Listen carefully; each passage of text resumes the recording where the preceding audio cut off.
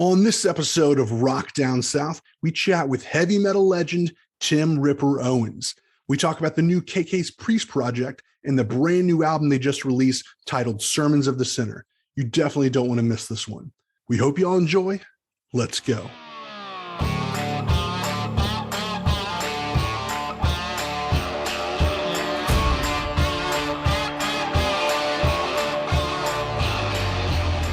Welcome to another exciting episode of Rock Down South, a show where my friends and I chat with musical artists and ask them the questions we want to know about. On this episode, Joe and I sit down and talk with the one and only Tim Ripper Owens. And I don't know what's more incredible, Ripper's wickedly powerful voice or his personal story. And if you happen to live under a rock and don't know his personal story, then literally stop what you're doing and go Google Tim Ripper Owens. And while you're at it, watch the movie Rockstar, because today we aren't talking about the past. Today we are talking about the brand new KK's Priest album that he just released with his old Judas Priest bandmate, KK Downing. The album is called Sermons of the Sinner, and this record is an absolute banger.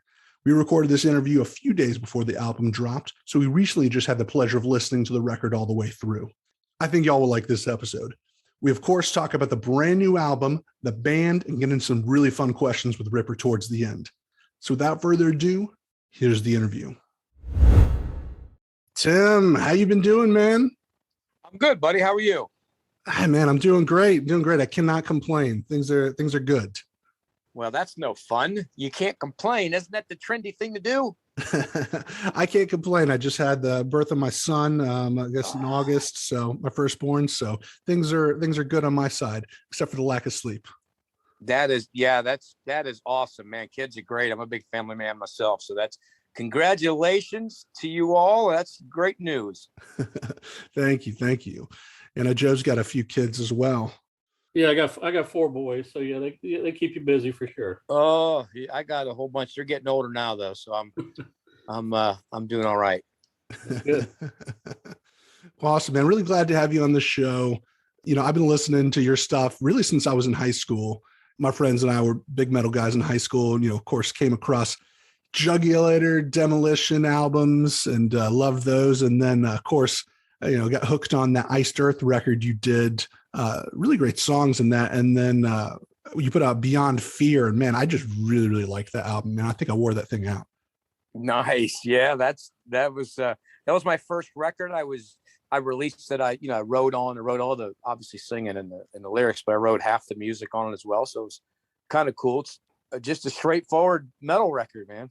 Yeah, that one was a good one. I liked that one. Tim, I got the pleasure to see you a couple times live. Well, once back in the day with Iced Earth in the early 2000s, and then most recently on the Dio, the hologram tour you did. Oh, nice. So it was down here in Atlanta. So both of them phenomenal shows, and just love your singing. And I didn't know too much about you when I saw that Iced Earth show. I kind of went with a couple of buddies of mine, and I was like totally impressed. I'm like, now I get it. Now I get why Priest picked him up, because he's got the goods, man. It was well, thank you. Yeah, I love. I think that Priest show is probably the Masquerade. Was it the Masquerade or Iced Earth show? Is probably the Masquerade or something like that. That is correct. Yeah, there's an old Masquerade that they've moved it now, but I don't know if you've been to the new one or not. But I don't think I have. No. So I know you're an Ohio guy. You still live in Akron? I still do. I live outside of Akron, but pretty much I always just say Akron. I live Uniontown. I live in Green, basically, a place called Green. I'm still same area, same friends, family. The whole thing. I'm a homer. I'm a hometown guy. Oh, that's great. And my wife is from a little small town, Byesville, Ohio, about an hour south of you. I don't know if you ever heard of that one or not.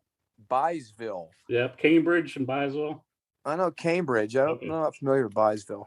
It's just a little small town right next to Cambridge, but yeah. Well, there you go. See, the Ohio connection. There you go. Well, let's jump right in and talk about KK's Priest. How about that? Yes. How excited are you for this new album and project? Well, it's really exciting. It's a great record, a great band. The members are all great. It's nice to to just hang with Ken again. Always had a great relationship with all the guys in Judas Priest, and always loved being around them. And it was nice to get back and do it again with him. I'm pretty busy. I'm lucky I've been able to stay busy. Even when COVID hit, I was recording a lot. I had to figure out what to do because I was all excited, man. We're going to release this record. I was in England recording the vocals at the beginning of March of 2020. So I just got out of there in time. So we're excited to get it out. It's been delayed so much because of that and other this, that, and the other. But, it's just traditional heavy metal record.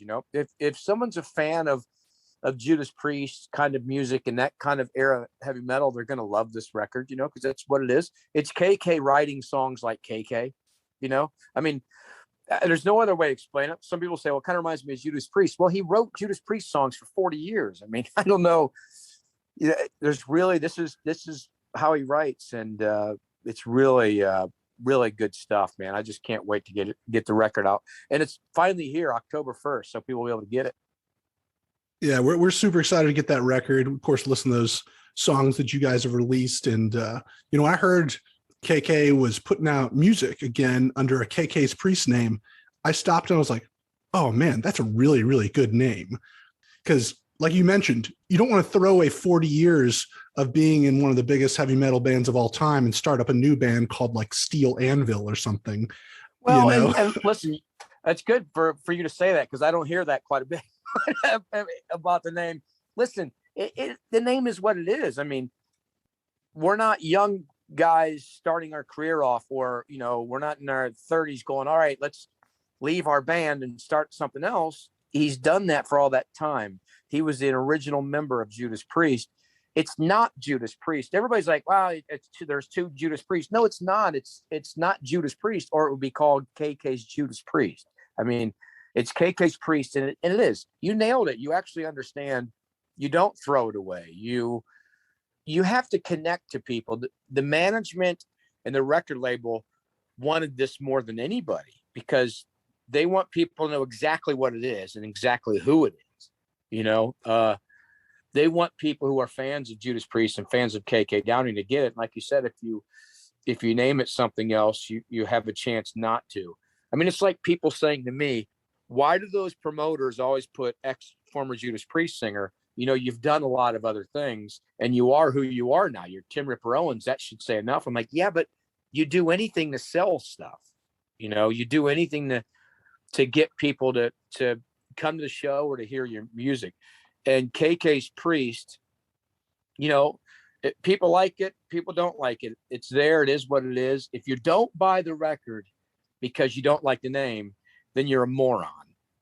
I mean, that's all I could say. I mean, I buy, it's funny, but I actually buy music for the music. I watch movies for the movie, not for the title of the movie. I might not like the title of the movie, but I don't not go see it, So when that's the comments I always hear from people when they say something like, I'm not even buying that stupid record because of the name. And it's like, I can't even, I mean, it's like you just, the heat is melting the snowflake when they don't want to buy something because of that. But you actually nailed it why it's called that. I mean, no, it makes tons of sense. I love it. And I love that you guys put out original music first. You didn't do 3 years or 4 years of touring playing just Priest songs. You put out original music and said, this is going to be the outlet for KK to do original music. And you know what? Probably do some Priest songs as well. I mean, it just spoke to me like that. We will. Well, that was listen, all he talks about is playing these songs. I mean, it's not like he's going, hey, let's do, blah, blah, blah. He's like, I'm playing these. We were talking about if we go open for somebody or do a tour like that, we get a big tour and we'll be the supporting act. He's like, I'm just playing this record. I'm like, Ken, you can't just play this record. You got to play something else. But I think I'll message him or I'll call him. I'll say, hey, Ken, let's do Never Satisfied off of Rockarola. How great would that be? Because first of all, you wrote it and Al Atkins wrote it. So it's got this cool thing that here's the two originators of Judas Priest wrote Never Satisfied. Let's do that. Let's do songs that haven't been done, that, would be pretty kick-ass, or they've been done, but there's good reasons why to do it. But yeah, I mean, we did the record first. It's KK's Priest. It's not Judas Priest. It's KK's Priest. It's a band with a bunch of great musicians and great guys, and everybody's excited for it. We love the new songs that have just been released. I think there's 5 songs out there now, and you mentioned the full album's coming out here on October 1st. Like I said, it's super aggressive, straight up heavy metal. For anybody who hasn't heard the new songs yet, how would you describe the sound and direction of this new album? Well, to me, it's just classic metal, with some, you could tell there's some things Ken's thrown in there, but it's KK writing these songs. We came out of the gate with 2 aggressive ones, Hellfire, Thunderbolt, and Sermons of the Sinner, which were 2 straightforward metal, man, faster, high notes, traditional kind of stuff that you'd expect Ken and myself to do. And then we released Brothers of the Road and Fists and Raise Your Fists, which are the traditional kind of concert songs or driving down the road songs, straightforward, sing along. Some people are really funny because they're like, yeah, those songs got really cheesy lyrics. And I'm like, these are like big Judas Priest fans. I'm like, you're telling us Raise Your Fists or Brothers of the Road have cheesy lyrics, yet you're singing Breaking the Laws and Living After Midnight. It's the same thing. And then you have Leather Rebels and Turbo Lovers. That's what heavy metal's about, man. If anything, Raise Your Fists and Brothers of the Road are about being on the road and enjoying it. And it's what it's about. If you want modern everyday stuff, I've released some of that, or somebody else, if you want songs about politics, or you want songs about something, the good thing about heavy metal is, guys, is you can sing about whatever the hell you want to sing about, whether it's a political song, or whether it's about a monster, or whether it's about a vampire or an alien or a truck or a car or fans, we get to sing about it. But when people dog it going, hey man, that's cheesy. And I'm like, have you not listened to heavy metal lyrics? Brothers of the Road or Raise Your Fists is kind of like a You Got Everything Coming. I've never looked at those songs as cheesy, but when people call these cheesy, I'm like, well, they kind of are. You got another thing coming. It's not cheesy to me. But if people compare other songs to it, it's like, come on, people, this is heavy metal, man. You can write about anything. And the rest of the record has a little bit of everything on it. The Return of the Sentinel is one of my favorites. It ends the record. There's so many great tracks on it. So I can't wait, because it has a little bit of everything. Are you guys planning on touring the album pretty soon? What does that kind of look like? Well, we want to. That it's harder when you have a new band. The record's not out yet. You got to do it in advance. Listen, I'm going out in November and December, part of this beginning of December, with the 3 Tremors in America. Hopefully we'll hit Atlanta and do some stuff. We're doing a tour throughout America, but it's easier for us to throw something together and get out there because we're playing smaller clubs. And, KK's Priest, it's got to be bigger places. It's got to be big stages, big production. So it takes a little bit, but the whole plan is to get out there as soon as we can. Before COVID hit, they were already booked. Festivals, shows, everything was being booked and set. Then when that hit, it just totally changed everything. We couldn't even take a band photo together until a couple months ago. I could fly back over to England. So, but that's the plan. I wouldn't want to do it any other way than to hit the road with this thing and get it going on. So, I imagine early, I don't really know. Some strange reason they seem to keep things a secret from me, maybe because I'll talk about it. But I'm going to guess early 2022, sometime early of the year, we'll start doing stuff. So you're known for your massively diverse vocal range. I know you're well known for singing heavy metal, but is there other styles of music that you like to sing? Well, I could sing any of it. So, if you go to YouTube, you'll see me singing something from Jesus Christ Superstar. And, I've sang like rock operas and musical kind of things that are out there. I just did this record.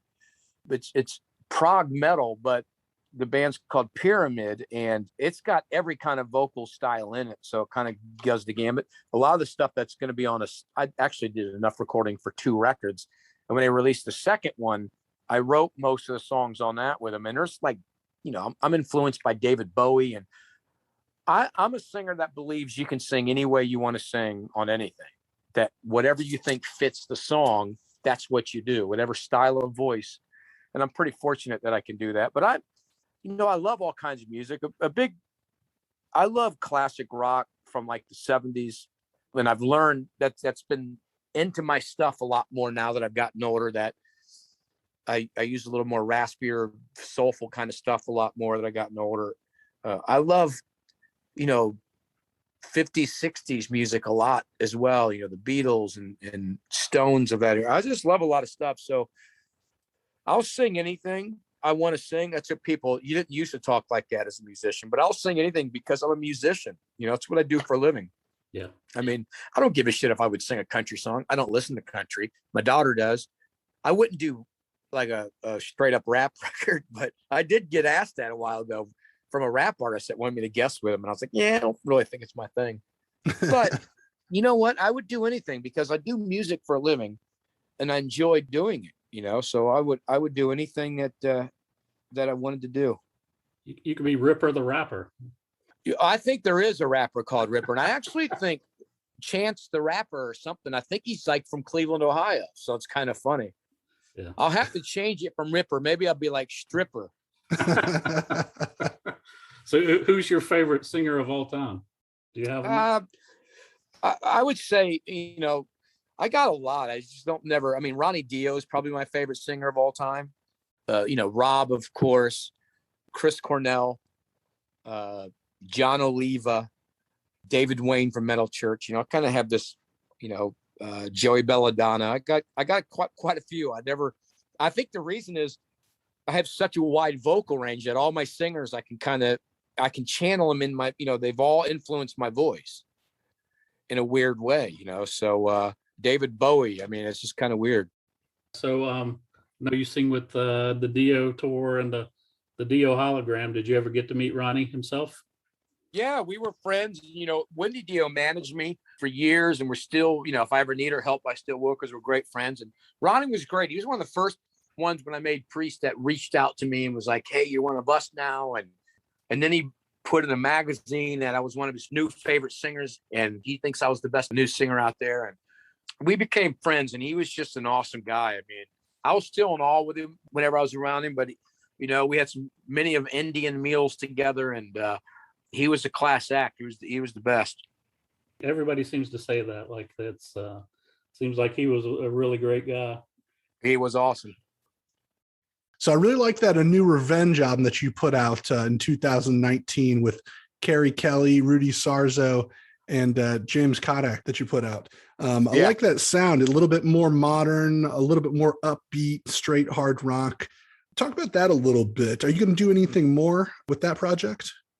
Yeah, Carrie just reached out the other day and said, hey, I think it's about time to do something else. I mean, him and I are so busy. I mean, he's been, in Night Ranger now for years.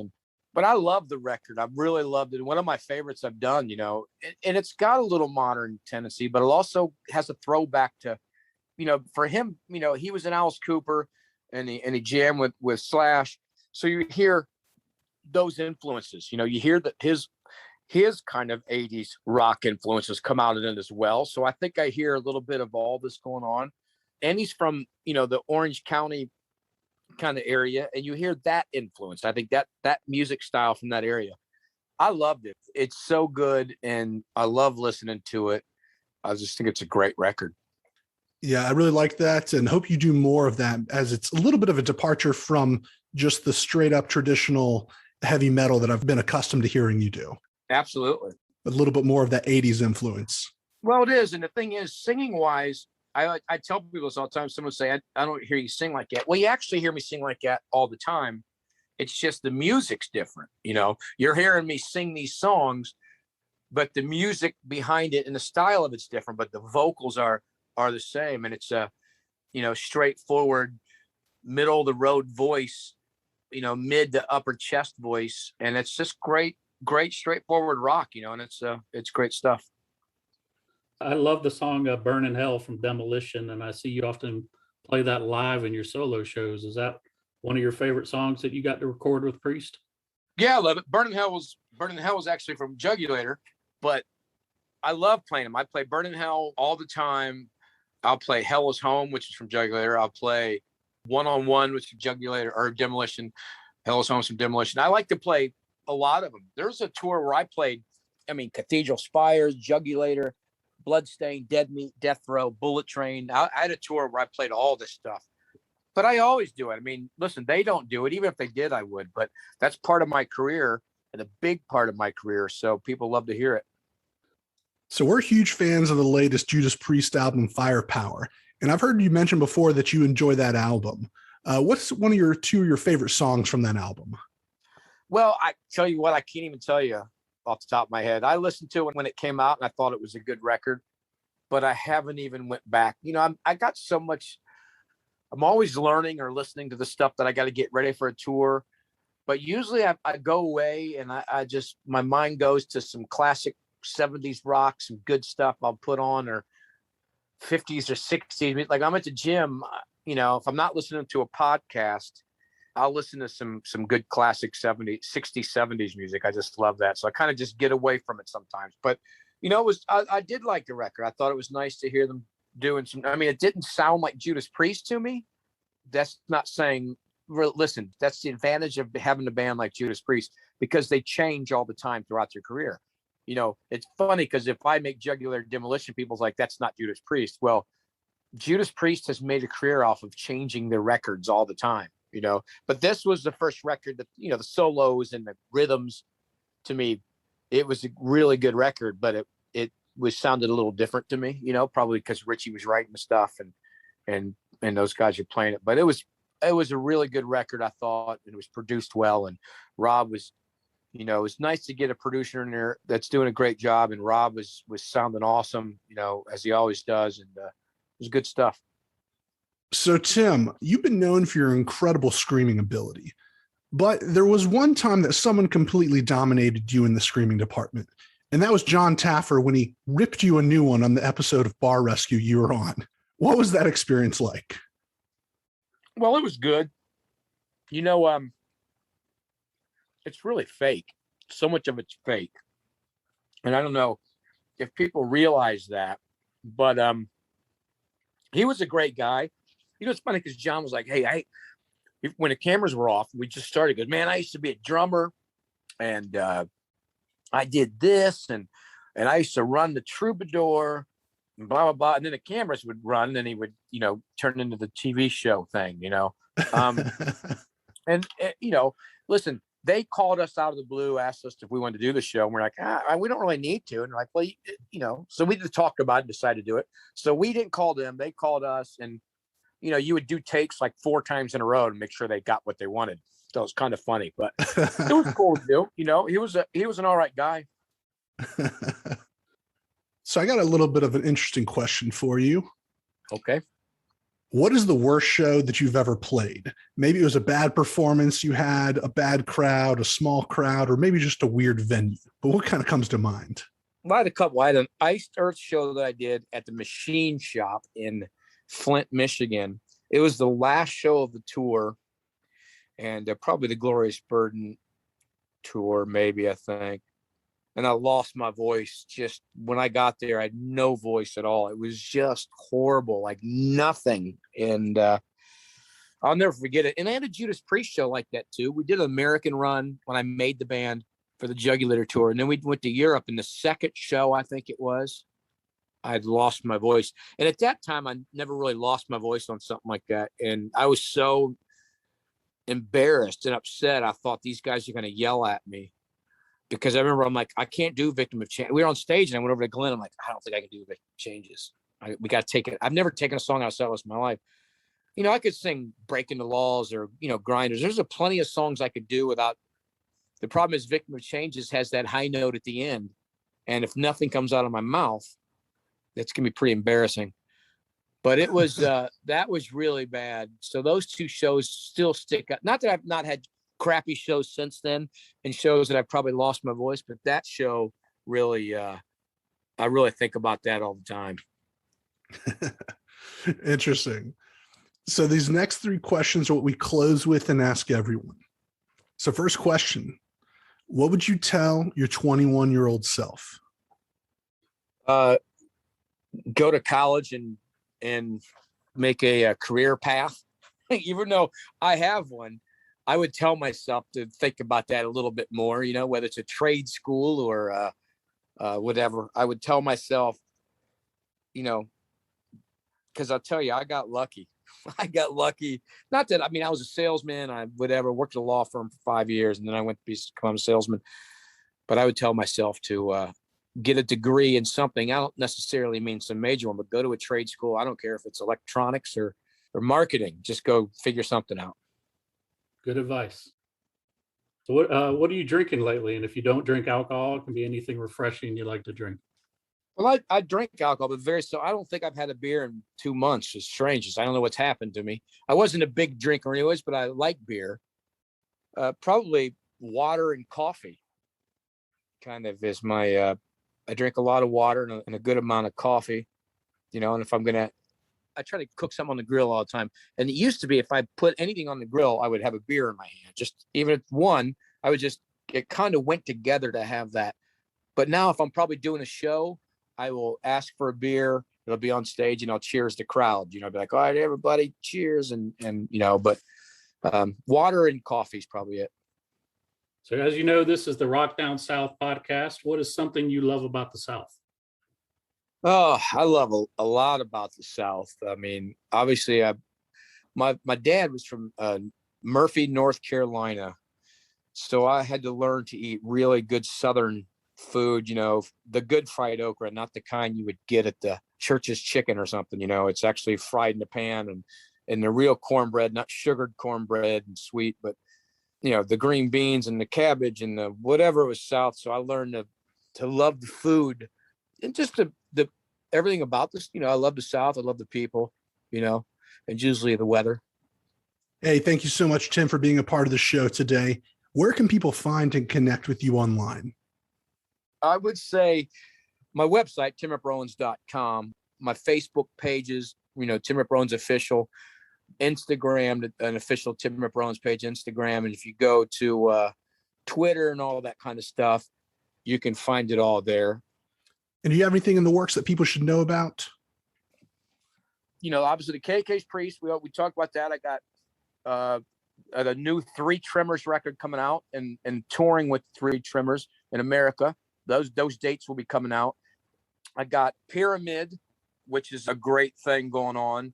And I have Leviathan Project, Engineered Society Project, which just came out.